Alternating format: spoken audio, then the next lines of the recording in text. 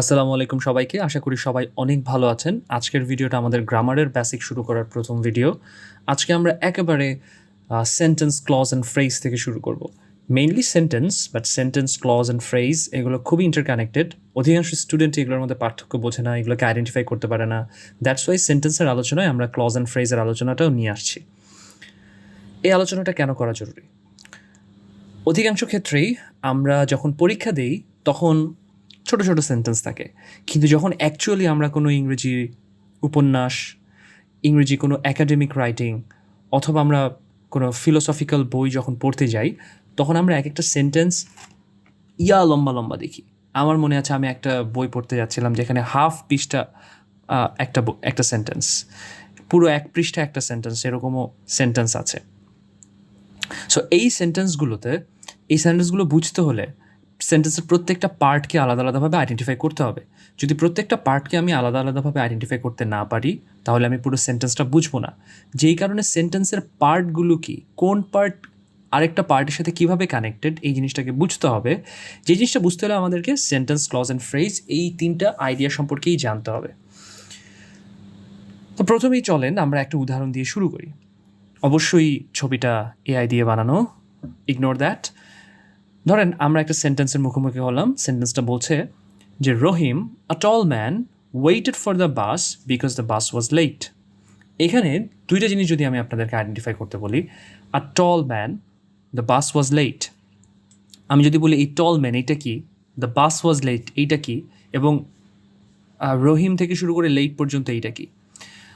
আমি যখন আমার স্টুডেন্টকে আমি পড়াই, তখন আমি যখন জিজ্ঞেস করি দ্য বাস ওয়াজ লেট এটা কি, অধিকাংশ সময়ই তারা এটাকে সেন্টেন্স বলে বসে। তখন আমি যখন জিজ্ঞেস করি তাহলে এই পুরো জিনিসটা কি, তখন তারা একদমই তালগোল পাকিয়ে ফেলে। তো সহজ কথায়, আ টল ম্যান এইটা হচ্ছে একটা phrase, the bus was late এইটা হচ্ছে একটা ক্লজ, এবং Rahim, a tall man waited for the bus because the bus was late, এটা পুরোটা হচ্ছে একটা সেন্টেন্স। পার্থক্য কি?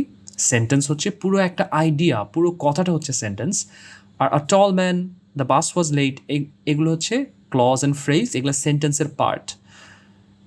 ক্লজ এবং ফ্রেজ দিয়েই মূলত একটা সেন্টেন্স তৈরি হয়। আমরা যদি আরও ভালোভাবে বোঝার চেষ্টা করি, তাহলে ক্লজ কি আসলে? ক্লজ হচ্ছে part of a sentence containing a subject and a verb. তার মানে সেন্টেন্সের ওই পার্টটা, যেই পার্টটাতে একটা ভার্ভ এবং একটা সাবজেক্ট থাকে, সেই পার্টটাকে আমি ক্লজ বলছি। ফ্রেজ হচ্ছে ওই পার্টটা যেখানে টু অর মোর ওয়ার্ডস থাকে, যেটা প্রোভাইডস আ ক্লিয়ার মিনিং এবং without having any tense making verb word. So এখানে তিনটা বৈশিষ্ট্য আমরা ফ্রেজের দেখতে পাচ্ছি। এক নম্বর হচ্ছে ফ্রেজ একটা ওয়ার্ড নিয়ে কখনো ফ্রেজ হয় না, একাধিক ওয়ার্ড লাগবে অবশ্যই। এ অথবা একটু আগে যেমন রহিম, এগুলা কখনোই ফ্রেজ হবে না, অবশ্যই এখানে দুইটা অথবা তার চেয়ে বেশি ওয়ার্ড লাগবে। এবং এই ফ্রেজ একটা স্পষ্ট মিনিং দিতে হবে। এরা যদি মিনিং ক্রিয়েট না করে, স্পষ্ট যদি কোনো মিনিং ক্রিয়েট না করে, তাহলে এটা ফ্রেজ হবে না, অন্য কিছু হবে। এবং ফ্রেজের সবচেয়ে গুরুত্বপূর্ণ বৈশিষ্ট্য, যে কারণে এটাকে লাল রং করা হয়েছে, সেটা হলো ফ্রেজের মধ্যে ক্লিয়ার মিনিং থাকার পরেও এটার মধ্যে কোনো টেন্স মেকিং ভার্ভ ওয়ার্ড থাকে না। দ্যাট মিনস এটার মধ্যে কোনো টেন্স মেকিং ভার্ভ থাকে না, যেটা কোনো একটা কালকে বোঝায়, এরকম কোনো কিছু থাকে না। সো ওই পার্টটার নাম হচ্ছে ফ্রেজ। মাথা গরম করার কোনো কারণ নাই, আমরা একটু পরেই উদাহরণের মাধ্যমে এটাকে বুঝতে পারবো। ধরেন আমরা আগের সেন্টেন্সটাতে ফিরে যাই। এই সেন্টেন্সটাতে আমরা ক্লজ, ফ্রেজ এবং সেন্টেন্স জিনিসটাকে আইডেন্টিফাই করি। তো Rahim, a tall man waited for the bus because the bus was late. এখানে আমরা বলেছি আ টল ম্যান, এটা হচ্ছে একটা ফ্রেজ। কেন এটা একটা ফ্রেজ? তার কারণ দেখেন ওই তিনটা বৈশিষ্ট্য আ টল ম্যানের মধ্যে আছে। আ টল ম্যান, একটা লম্বা মানুষ, এটাকে একটা ক্লিয়ার মিনিং দিচ্ছে না?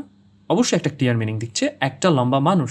কিন্তু আপনি কি খেয়াল করে দেখেছেন এটার মধ্যে কোনো ভার্ভ নাই, এটার মধ্যে এমন কোনো ওয়ার্ড নাই যেটা দিয়ে আমি কোনো কাল বুঝতে পারি, এমন কোনো ভার্ভ নাই যেটা কোনো কালকে বা কোনো টেন্সকে নির্দেশ করে। আর টল ম্যান, এখানে একটা ওয়ার্ড না, একের থেকে বেশি ওয়ার্ড আছে। তার মানে তিনটা বৈশিষ্ট্য এখানে আছে, যে প্রথম কথা হচ্ছে এটা একটা মিনিং ক্রিয়েট করতেছে, দুই নাম্বার হচ্ছে এখানে কোনো ভার্ভ নাই, তিন নাম্বার হচ্ছে এটা একের বেশি ওয়ার্ড। ওকে, এইটা একটা ফ্রেজ বলতেছি আমরা, that's why. The bus was late, এইখানটাতে যদি আপনি এবার অ্যানালাইজ করেন, তাহলে দেখবেন দ্য বাস ওয়াজ লেট, তার মানে ক্লজের ক্ষেত্রে আমরা একটু আগে বলার চেষ্টা করেছি যে ক্লজে অবশ্যই একটা ভার্ভ থাকবে এবং একটা সাবজেক্ট থাকবে। দ্য বাস ওয়াজ লেট, এই অংশটা এটার মধ্যে আপনারা দেখতে পাচ্ছেন ওয়াজ, খুব স্বাভাবিকভাবে বুঝতে পারছি যে এটা একটা পাস্টের ঘটনা, তার মানে এইখানে একটা ভার্ভ ওয়ার্ড আছে, ভার্ভ পাইছে, এখানে টেন্স ক্রিয়েট করতেছে। আর টলম্যানের মধ্যে এমন কোনো ওয়ার্ড ছিল না যেটা টেন্স ক্রিয়েট করতেছে, তার মানে এখানে দ্য বাস আমরা আমাদের ভার্ভটা পেয়ে গেছি। তাহলে এই ভার্ভের জন্য সাবজেক্ট কি? The bus. তাহলে আমরা সাবজেক্ট এবং ভার্ভ নিয়ে এক বাক্যের একটা অংশ পেয়ে গেলাম যেটা একটা মিনিং ক্রিয়েট করতেছে। দ্যাটস ওয়াই আমরা এই পার্টটাকে একটা ক্লজ বলতেছি। আমরা যদি পূর্বে স্লাইডটাতে ফিরে যাই, ক্লজ মানে হচ্ছে part of sentence containing a subject and verb, আর ফ্রেজ মানে হচ্ছে টেন্স মেকিং ওয়ার্ড থাকবে না, একটা ক্লিয়ার মিনিং দিবে, দুইয়ের চেয়ে বেশি ওয়ার্ড থাকবে। সো তাহলে আপনারা দেখেন আবার এই সেন্টেন্সটা ভালো করে খেয়াল করেন। আর টল ম্যান এটাকে আমরা ফ্রেজ বলছি, এবং দ্য বাস ওয়াজ লেট এটাকে আমরা একটা ক্লজ বলছি। আর এই ফ্রেজ ক্লজ সহ পুরো যে কথাটা এটাকে আমরা বলছি একটা সেন্টেন্স। ওকে, তবে একটা জিনিস মাথায় রাখতে হবে, একটা ক্লজেও কিন্তু একটা সেন্টেন্স হতে পারে। যেমন এই সেন্টেন্সটাতে আমাদের দুইটা ক্লজ আছে, রহিম ওয়েটেড ফর দ্য বাস। এখানে ওয়েটেড এটাও কিন্তু পাস্ট টেন্সকে মিনিং করছে, এবং এটার সাবজেক্ট হচ্ছে রহিম। রহিমের একটা বর্ণনা দিচ্ছে আর টলম্যান, এটা এই ক্লজেরই পার্ট, অর্থাৎ Rahim waited for the bus এই পুরো ক্লজেরই পার্ট কিন্তু আর টলম্যান। তাহলে Rahim waited for the bus এটাও একটা clause, because the bus was late এটাও আরেকটা ক্লজ। দুইটা ক্লজ মিলে একটা ফ্রেজ মিলে, আরও ফ্রেজ আছে এখানটাতে, দুইটা ক্লজ এবং অনেকগুলো ফ্রেজ মিলে একটা সেন্টেন্স হয়েছে।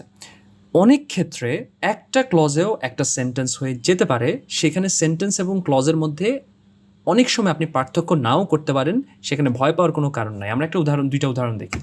Reading a book is fun, বই পড়তে খুব মজা। এখানে দেখেন reading a book is fun, is এটা পুরোটা সাবজেক্ট পূর্বে আছে, রিডিং আ বুক। এইখানে কিন্তু একটা ক্লজেই একটা সেন্টেন্স শেষ হয়ে গেছে, এখানে ক্লজ যা সেন্টেন্সও তাই। এখানে আমরা ক্লজ এবং সেন্টেন্সকে যদি আলাদা করতে চাই তাহলে আমাদেরকে বলতে হবে যে এখানে একটা ক্লজেই একটা সেন্টেন্স হয়ে গেছে। পরের সেন্টেন্সটাতে যদি আমরা একটু তাকাই, if you go there I will go with you, এটা হচ্ছে মাল্টি ক্লজ সেন্টেন্স আমরা বলছি। কারণ ইফ ইউ গো দেয়ার এটা একটা ক্লজ, কারণ এখানে গো একটা ভার্ব, ইউ হচ্ছে একটা subject, I will go with you, go একটা ভার্ব, উইল গো এটা হচ্ছে ভার্ব ফ্রেজ, এবং হচ্ছে উইল গো আমরা বুঝতে পারছি এখানে ভার্ব আছে, আই হচ্ছে এটা সাবজেক্ট। তার মানে আমরা বুঝতে পারছি এখানে দুইটা কমপ্লিট ক্লজ আছে। দ্যাটস ওয়াই এটা একটা multi clause sentence. If you go there I will go with you, পুরোটা মিলে একটা সেন্টেন্স হচ্ছে। তার মানে আমাদের একটা সেন্টেন্সে একটা ক্লজ থাকতে পারে, দুইটা ক্লজ থাকতে পারে, একটা সেন্টেন্সে ফ্রেজ নাও থাকতে পারে, একটা সেন্টেন্সে অনেকগুলো ফ্রেজও থাকতে পারে। আচ্ছা, তার মানে আমরা ক্লজ, ফ্রেজ এবং সেন্টেন্স কী সেটা জানলাম, এবং এর মধ্যে পার্থক্যটাও আমরা বুঝতে পারলাম। এইবার খুব ইন্টারেস্টিং একটা জিনিস দেখি, পৃথিবীর সবচেয়ে ছোট সেন্টেন্স সেটা হচ্ছে গো। এটা একটা ইম্পারেটিভ সেন্টেন্স, আপনাকে অর্ডার দিচ্ছে, আদেশ করছে যাও। আচ্ছা, এখানে একটা জিনিস বলে রাখা খুবই জরুরি, একটা সেন্টেন্স হইতে হলে মাস্ট একটা ক্লজ লাগবে। একটা ক্লজ ছাড়া একটা সেন্টেন্স হতে পারে না, শুধুমাত্র একটা ফ্রেজ দিয়ে একটা সেন্টেন্স হতে পারে না। তার মানে এই আমি গো যদি বলি, আমি বলছি এটাকে একটা সেন্টেন্স, তার মানে এটার মধ্যে মাস্ট একটা ক্লজ থাকতে হয়। এখন প্রবলেমটা হচ্ছে আমরা পড়েছি যে ক্লজ হইতে হলে একটা ভার্ব লাগবে, একটা সাবজেক্ট লাগবে। গো এটা একটা ভার্ব, আমি বুঝতে পারছি, এটা সাবজেক্টটা কোথায়? তাহলে সাবজেক্টটা ইউ গো, এটা উজ্জ্ব অবস্থায় আছে, এটাকে বলে ইমপ্লিসিট সাবজেক্ট। হ্যাঁ, এটাকে আমরা উচ্চারণ করছি না। সো আমরা যখন বলছি গো, দ্যাট মিনস আমরা মিন করছি, আমরা বোঝাচ্ছি ইউ গো, তুমি যাও, এটা একটা অর্ডার। সো পৃথিবীর সবচেয়ে ছোটো সেন্টেন্স হিসেবে আমরা কাকে ধরতে পারি? গো, ডু ইত্যাদি হচ্ছে সেন্টেন্স, কিন্তু পৃথিবীর ছোটো সেন্টেন্স। বাট এর মধ্যে একটা ক্লজ আছে, আবারও বলছি সাবজেক্টটা উজ্জ্ব আছে, আর গোটা অথবা ডুটা হচ্ছে ভার্ব এখানে। আচ্ছা, এবার এই আলোচনার পর আমাদের খুবই গুরুত্বপূর্ণ একটা ডিসকাশন, সেটা হলো ক্লজের প্রকারভেদ। ক্লজের অনেক ধরনের প্রকারভেদ আছে, বাট এইখানটাতে আমরা দুইটা প্রকার খুব মনোযোগ দিয়ে জানতে হবে। সেটা হচ্ছে ক্লজ দুই ধরনের হতে পারে, একটা হচ্ছে ইন্ডিপেন্ডেন্ট ক্লজ আর একটা হচ্ছে ডিপেন্ডেন্ট ক্লজ। ইন্ডিপেন্ডেন্ট ক্লজ কী জিনিস? ইন্ডিপেন্ডেন্ট ক্লজ মানে হচ্ছে যেই ক্লজটা অন্য কোনো ক্লজের, খেয়াল করবেন ক্লজের ফ্রেজ না কিন্তু, অন্য কোনো ক্লজের হেল্প ব্যতীতই নিজে নিজের অর্থ প্রকাশ করতে পারে, সেটা হচ্ছে ইন্ডিপেন্ডেন্ট ক্লজ। আর ডিপেন্ডেন্ট ক্লজ কি? ডিপেন্ডেন্ট ক্লজ হচ্ছে যেই ক্লজটা একটা ইন্ডিপেন্ডেন্ট ক্লজের খেয়াল করবেন, ডিপেন্ডেন্ট ক্লজ হচ্ছে এমন একটা ক্লজ যেটা ইন্ডিপেন্ডেন্ট ক্লজের হেল্প ব্যতীত নিজের অর্থ পরিপূর্ণভাবে প্রকাশ করতে পারে না। দুইটা উদাহরণ আমরা এখানে নিচে দিয়েছি, সেটা আমরা দেখি। প্রথমে হচ্ছে Jamal was giving the speech at the race course ground. Okay, এই সেন্টেন্সটাতে at the race course ground, এইটা কি? এইটা একটা ফ্রেজ। কেন at the race course ground? মানে হচ্ছে রেস কোর্স মাঠে অথবা ময়দানে। এটার মধ্যে কোনো ভার্ব নাই, এটা একটা ক্লিয়ার মিনিং দিচ্ছে, দ্যাটস ওয়াই এটা একটা ফ্রেজ। বাট এইটা কিন্তু Jamal was giving this speech at the race course ground, এই পুরো ক্লজের পার্ট। খেয়াল করে দেখেন, Jamal was giving this speech at the race course ground, এই পুরো ক্লজটা তার মিনিং প্রদান করতে অন্য কোনো ক্লজের উপর নির্ভর করতে হচ্ছে না। যদিও এখানে একটা ফ্রেজ আছে, বাট এটা কিন্তু এই ক্লজটারই অংশ। পরের সেন্টেন্সটা যদি আমরা খেয়াল করি, উই ওয়েটেড ফর হার, এইটা একটা ক্লজ, বিকজ এখানে ওয়েটেড একটা ভার্ব, উই হচ্ছে একটা সাবজেক্ট, এবং বিকজ শি ওয়াজ লেট, এখানে ওয়াজ লেট ভার্ব পার্ট এবং শি একটা সাবজেক্ট। তার মানে এখানে দুইটা ক্লজ আছে, আমি খুব ভালোভাবেই বুঝতে পারছি। এখানে ছোট একটা নোক্তা দিয়ে রাখি, আপনাদেরকে অবশ্যই মাথায় রাখতে হবে, এটা আপনারা নোট করে নেন যদি পারেন। সেটা হলো, সবসময় মাথায় রাখবেন বাক্যে যতটা ভার্ব ততটা ক্লজ এবং ততটা সাবজেক্ট। আবারও একটু নিজে নিজে বোঝার চেষ্টা করেন, বাক্যে যতটা ভার্ব ততটা ক্লজ। সো ওয়েটেড নিচের বাক্যটাতে ওয়েটেড একটা ভার্ব, ওয়াজ ভার্ব, এইখানে দুইটা ভার্ব আছে, মানে খুব স্বাভাবিকভাবেই আমরা ম্যাথমেটিক্যালি ক্যালকুলেট করে ফেলতে পারছি যে এখানে দুইটা ক্লজ থাকবে। এভাবে করে আমরা পরবর্তীতে ক্লজ আইডেন্টিফাই করতে পারবো, এটা আমাদেরকে হেল্প করবে এই ছোট টেকনিকটা। উই ওয়েটেড ফর হার, তার মানে আমরা একটা ক্লজ বলছি। বিকজ শি ওয়াজ লেট, এটা আরেকটা ক্লজ বলছি। সো এখন খেয়াল করে দেখেন, উই ওয়েটেড ফর হার, আমরা যদি শুধুমাত্র এতটুকু বলে থেমে যাই, তাহলে আমরা দেখতে পারি যে এইখানটাতে একটা ক্লজ আছে এবং এই ক্লজটা নিজে নিজে অর্থ দিতে পারছে। উই ওয়েটেড ফর, আমরা তার জন্য অপেক্ষা করছিলাম। কিন্তু যখন আমরা পরের ক্লজটা উচ্চারণ করি, বিকজ শি ওয়াজ লেট, মাথায় রাখতে হবে বিকজ শি ওয়াজ লেট, কারণ সে লেট করেছিল। আমরা যদি শুধুমাত্র এতটুকু বলি তাহলে আমরা কিন্তু পুরো মিনিংটা বুঝতে পারি না, আমাদের মাথায় প্রশ্ন জাগে যে কারণ সে ওয়েট করেছিল মানে কি। কিন্তু আমরা যদি বলি উই ওয়েটেড ফর হার, আমরা তার জন্য অপেক্ষা করেছিলাম, আমাদের কিন্তু আর তেমন কোনো প্রশ্ন জাগে না। বা এখানে যদি আমরা বাক্যটা ক্লজটা শেষ করে দেয় বা এটাকে যদি আমরা একটা সেন্টেন্স বানাই, তাহলে মোটামুটি এটার মিনিং ক্লিয়ার আমাদের কাছে। But because she was late, এটার মিনিংটা আমাদের কাছে ক্লিয়ার না। তার মানে Jamal was giving the speech at the race course ground, এটা একটা ইন্ডিপেন্ডেন্ট ক্লজ, কারণ এইটা অন্য কোনো ক্লজের উপর নির্ভর করছে না। Similarly we waited for her, এটাও একটা ইন্ডিপেন্ডেন্ট ক্লজ, কারণ এইটাও অন্য কোনো ক্লজের উপর নির্ভর করতে হচ্ছে না। But because she was late, এইটা একটা ডিপেন্ডেন্ট ক্লজ, কারণ এইটার মিনিংটা উই ওয়েটেড ফর হার, যেটা ডিপেন্ডেন্ট ক্লজ, সেইটার মিনিংয়ের উপর নির্ভর করে। ওকে, কারণ বিকজ শি ওয়াজ লেট এতটুকু বললে হয় না, যতক্ষণ পর্যন্ত না আমরা উই ওয়েটেড ফর হার বলছি তার আগ পর্যন্ত ডিপেন্ডেন্ট ক্লজের মিনিংটা আমাদের কাছে স্পষ্ট হচ্ছে না। আচ্ছা, এখন ডিপেন্ডেন্ট ক্লজ বোঝার একটা উপায়, এটাও একটু নোট করে নেন প্লিজ। সেটা হলো, ডিপেন্ডেন্ট ক্লজ বুঝতে হলে অবশ্যই আমাদেরকে দেখতে হবে যেই ক্লজের সাথে ক্লজ মার্কার আছে সেই ক্লজটাকে আমরা ডিপেন্ডেন্ট ক্লজ বলবো। যেমন বিকজ, ওয়েন, হোয়াট, দ্যাট, এই জিনিসগুলো হচ্ছে ক্লজ মার্কার। সো যেই ক্লজের সাথে ক্লজ মার্কার কানেক্টেড থাকবে সেই ক্লজটাকে আমরা ডিপেন্ডেন্ট ক্লজ হিসাবে আইডেন্টিফাই করতে পারবো খুব সহজেই। ওকে, তাহলে এখানটাতে আমরা কী শিখলাম? ডিপেন্ডেন্ট ক্লজ কী জিনিস, ইন্ডিপেন্ডেন্ট ক্লজ কী জিনিস, তারপর হচ্ছে ডিপেন্ডেন্ট ক্লজকে কীভাবে আমরা আইডেন্টিফাই করতে পারি, এই জিনিসগুলো আমরা শিখে ফেললাম। আচ্ছা, এইবার ক্লজের উপর ভিত্তি করে আমাদের সেন্টেন্স টাইপ আছে তিনটা। এগুলো হচ্ছে সিম্পল, কম্পাউন্ড, কমপ্লেক্স। আমরা ছোটোবেলা থেকেই পড়ে এসেছি জটিল, যৌগিক এবং হচ্ছে সরল বাক্য। এখানে সিম্পল সেন্টেন্স বলতে ওই সেন্টেন্সকে বোঝায় যে সেন্টেন্সের মধ্যে একটা ডিপেন্ডেন্ট ক্লজ আছে। একটা ডিপেন্ডেন্ট ক্লজ, ফ্রেজ থাকতে পারে অনেক, বাট একটাই ডিপেন্ডেন্ট ক্লজ আছে, অর্থাৎ একটা ভার্ব একটা সাবজেক্ট আছে, সেটা হচ্ছে একটা সিম্পল সেন্টেন্স। কম্পাউন্ড সেন্টেন্স কি? যেই সেন্টেন্সে দুইটা ইন্ডিপেন্ডেন্ট ক্লজ আছে। খেয়াল করে দেখেন, দুইটা ইন্ডিপেন্ডেন্ট ক্লজ, যে দুইটা independent clause connected by a conjunction, and or but, so ইত্যাদি দ্বারা যদি দুইটা ইন্ডিপেন্ডেন্ট ক্লজ পরস্পর কানেক্টেড থাকে তাহলে এটাকে আমরা একটা কম্পাউন্ড সেন্টেন্স বলছি। এবং কম্পাউন্ড সেন্টেন্সে কিন্তু কোনো ডিপেন্ডেন্ট ক্লজ থাকে না, দুইটা ক্লজ থাকলেও এখানে কোনো ডিপেন্ডেন্ট ক্লজ নাই। বাট যখন কমপ্লেক্স সেন্টেন্স হয় তখন একটা ইন্ডিপেন্ডেন্ট ক্লজ থাকে এবং একটা ডিপেন্ডেন্ট ক্লজ থাকে। দেখেন এখানে কিন্তু অ্যান্ড অর বাটের হিসাব নাই, এখানে একটা ইন্ডিপেন্ডেন্ট ক্লজ এবং একটা ডিপেন্ডেন্ট ক্লজের থাকলেই সেটাকে আমরা একটা কমপ্লেক্স সেন্টেন্স বলছি। তার মানে সিম্পল সেন্টেন্সে একটা ইন্ডিপেন্ডেন্ট ক্লজ, কম্পাউন্ড সেন্টেন্সে দুইটা ইন্ডিপেন্ডেন্ট ক্লজ, কমপ্লেক্স সেন্টেন্সে একটা ইন্ডিপেন্ডেন্ট ক্লজ, একটা ডিপেন্ডেন্ট ক্লজ। উদাহরণ দেখলে আমাদের কাছে আরও পরিষ্কার হবে। সিম্পল সেন্টেন্সের একটা উদাহরণ হচ্ছে I am learning English from the very basic. দেখেন ফ্রম দ্য ভেরি বেসিক এখানে একটা ফ্রেজ আছে, ডাজন্ট ম্যাটার, দেখতে হবে আমাদের এখানে কয়টা ক্লজ আছে। I am learning, so am learning এটা ভার্ব পার্ট, আই হচ্ছে এখানে সাবজেক্ট, এটা ছাড়া আর কোনো ভার্ব আমরা দেখতে পাচ্ছি না, দ্যাটস ওয়াই এখানে একটা ক্লজ আছে, এটা একটা simple sentence. Compound sentence, Jabbar was a student and Rahima was a journalist. দেখেন আমরা প্রথমেই বলেছি যতটা ভার্ভ ততটা ক্লজ, তাহলে এখানে কয়টা ভার্ভ খুব স্পষ্ট আমাদের কাছে, দুইটা ওয়াজ আছে তাই না, জব্বার ওয়াজ, রহিমা ওয়াজ, তারপরে এখানে দুইটা ভার্ভ আছে, মানে খুব স্বাভাবিকভাবেই আমরা এই কনক্লুশনে পৌঁছাতে পারি এখানে দুইটা ক্লজ আছে।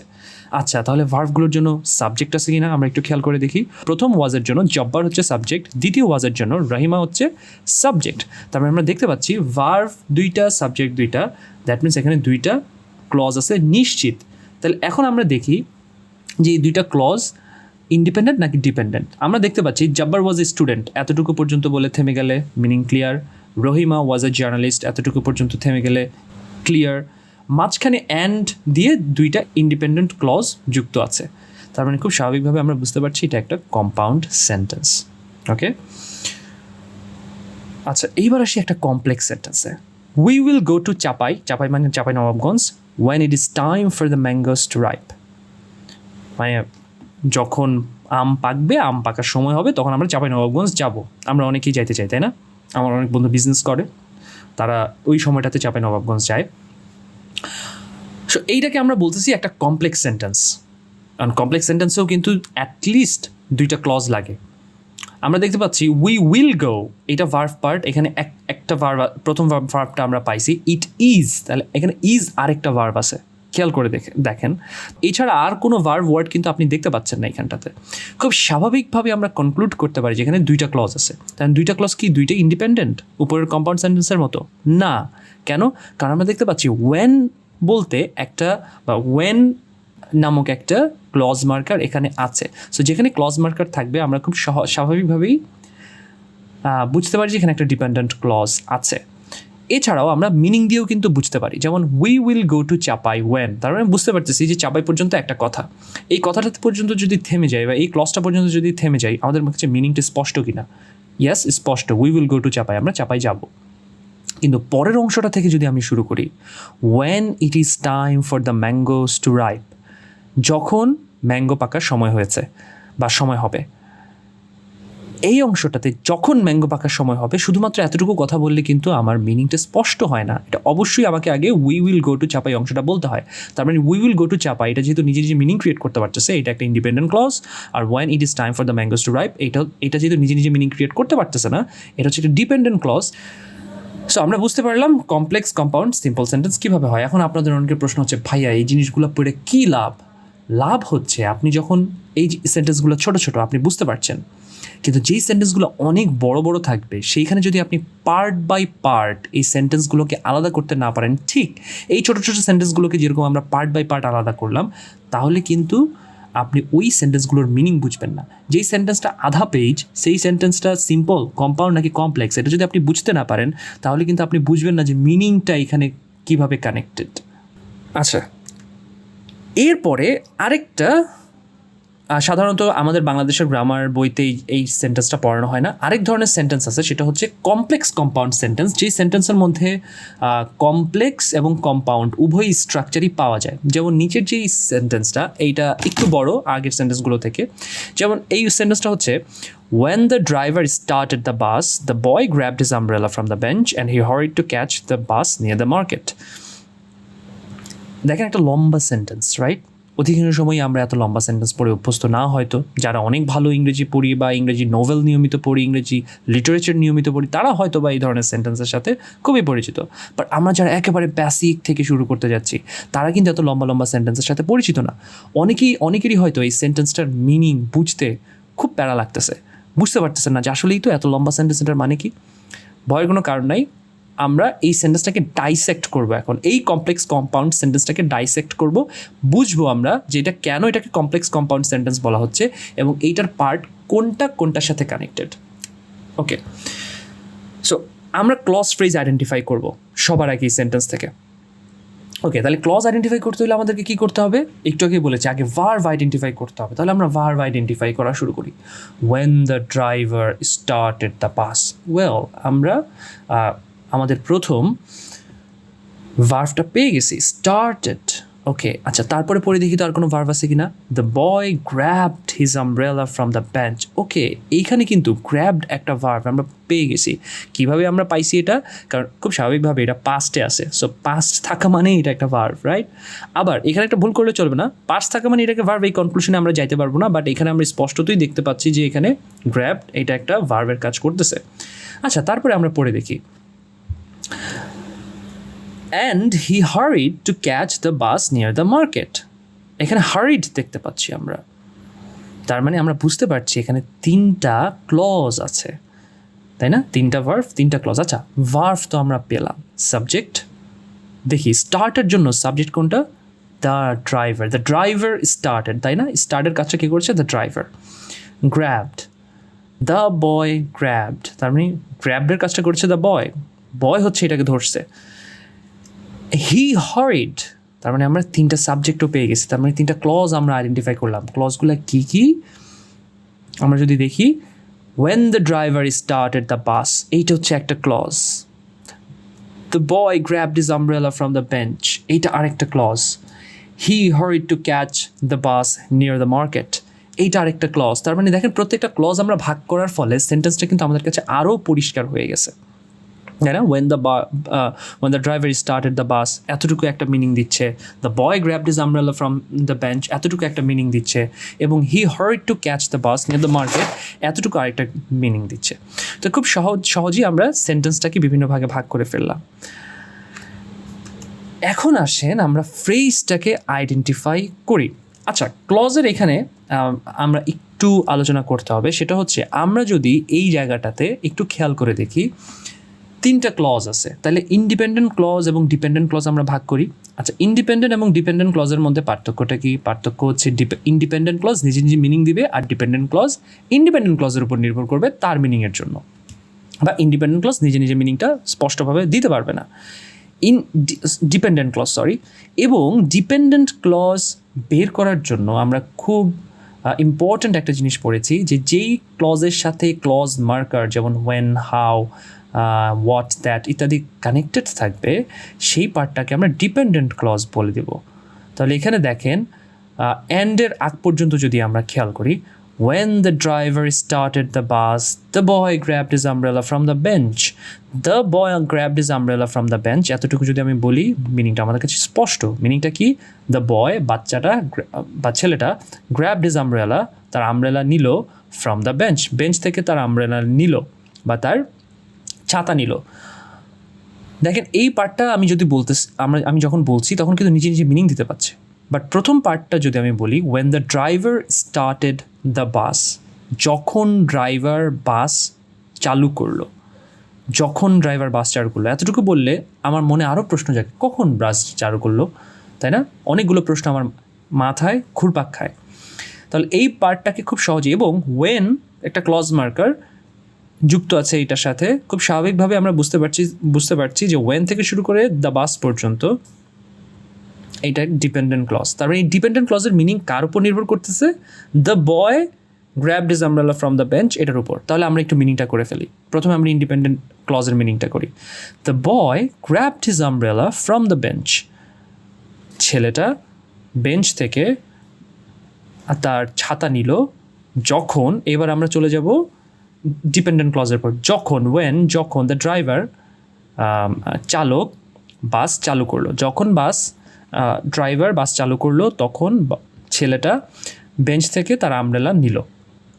খেয়াল করেন, তার মানে এখানে একটা কমপ্লেক্স স্ট্রাকচার আছে, এখানে একটা ইন্ডিপেন্ডেন্ট ক্লজ আছে, ডিপেন্ডেন্ট ক্লজ আছে, but at the same time আমরা দেখতে পাচ্ছি অ্যান্ডের সাথে আরও একটা ক্লজ আছে, একটু আগে আমরা আইডেন্টিফাই করেছি, অ্যান্ড, ওর, বাট, এগুলো হচ্ছে কি কনজাংশন। এই কনজাংশনের পাশে আরেকটা ক্লজ আছে, যেই ক্লজটা পুরোটাই কানেক্টেড আগের পুরো কমপ্লেক্স স্ট্রাকচারের সাথে। দেখেন এখানে কি বলছে, he hurried to catch the bus near the market, সে দৌড়ে গেল মার্কেটের পাশে বাসটাকে ধরার জন্য।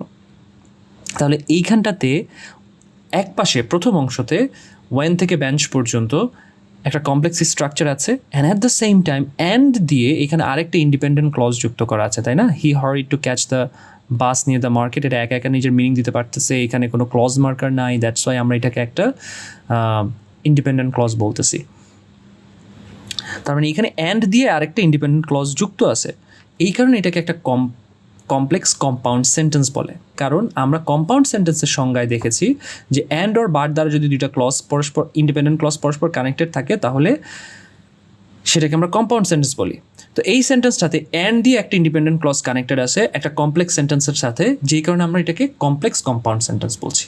আচ্ছা, এবার আমরা তো ক্লজ জিনিসটাকে পুরো ভালোভাবে আইডেন্টিফাই করলাম, এবার ফ্রেজ জিনিসটাতে আসি। এখানে ফ্রেজ কোনগুলা, তো আমরা প্রথম ফ্রেজটা যদি আমরা দেখি, দ্য ড্রাইভার, এখানে দুইটা ওয়ার্ড আছে, একের বেশি ওয়ার্ড আছে এবং এটা একটা মিনিং দিচ্ছে, দ্য ড্রাইভার। এরপরে কোনটা, দি বাস, তারপর হচ্ছে দি বয়, তারপরে his umbrella from the bench. এখানে আপনাদের প্রশ্ন হতে পারে যে his umbrella from the bench, এই দুইটাকে কেন আমি আলাদা আলাদা ফ্রেজ ধরলাম? আপনি দুইটাকে একটা ফ্রেজও ধরতে পারেন, কিন্তু এই দুইটা এইখানে এই হিজ আমব্রেলা এবং ফ্রম দ্য বেঞ্চ, এই দুইটা আলাদা আলাদা ফ্রেজ, আলাদা আলাদা ফাংশন করছে, এখানে আলাদা আলাদা পার্টস অফ স্পিচ হিসেবে কাজ করতেছে এখানে, যেই কারণে আমি এইটাকে দুইটা আলাদা আলাদা ফ্রেজ হিসাবে বিবেচনা করছি। His umbrella from the bench, এই পুরোটাও একটা ফ্রেজ। আচ্ছা, তারপরে দেখি কোনটা ফ্রেজ হিসাবে আছে, two catch the bus near the market. এই যে 1 2 3 4 5 6 7 7টা ফ্রেজ আমরা দেখতে পাচ্ছি, 7টাকেই আমরা ফ্রেজ বলছি, কারণ ওই যে আমরা প্রথমে পড়েছিলাম এখানে কোনো ভার্ভ নাই, বাট একটা মিনিং ক্রিয়েট করতেছে, and at the same time এগুলা একের থেকে বেশি ওয়ার্ড আছে। দেখেন, টু ক্যাচ দ্য বাস ধরতে, নিয়ার দ্য মার্কেটের পাশে, প্রত্যেকটাই কিন্তু একটা মিনিং ক্রিয়েট করতেছে, but without having a verb, কোনো ভার্ভ ছাড়াই, বাট এটা কোনো না কোনো ক্লজের পার্ট। দ্যাটস ওয়াই এগুলো হচ্ছে ফ্রেজ। তার মানে দেখেন, এই পুরো সেন্টেন্সটা থেকে আমরা ক্লজ, ফ্রেজ আইডেন্টিফাই করলাম এবং বুঝলাম একটা কমপ্লেক্স কম্পাউন্ড সেন্টেন্স কেমন হয়। সো আজকের ভিডিও এতটুকু পর্যন্তই। তাহলে আজকের ভিডিও থেকে আমরা কি শিখলাম? আজকে আমরা দেখলাম what is clause, phrase and sentence, clause, phrase এবং সেন্টেন্স জিনিসগুলো কী, what are the differences among clause, phrase and sentence, এগুলোর মধ্যে পার্থক্য কী, এবং আমরা দেখলাম ক্লজের টাইপ খুবই ইম্পর্ট্যান্ট, ইন্ডিপেন্ডেন্ট এবং ডিপেন্ডেন্ট ক্লজ, এবং আমরা সেন্টেন্সের স্ট্রাকচার দেখলাম, সিম্পল, কমপ্লেক্স এবং কম্পাউন্ড, এগুলো কীভাবে ক্লজের সমন্বয়ে তৈরি হয় সেগুলো আমরা দেখেছি, এবং সর্বশেষ আমরা ক্লজ এবং ফ্রেজ আইডেন্টিফাই করেছি।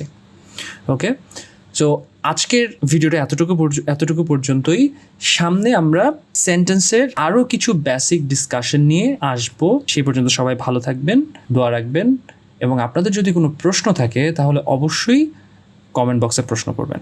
সকলকে অনেক ধন্যবাদ। আসসালামু আলাইকুম।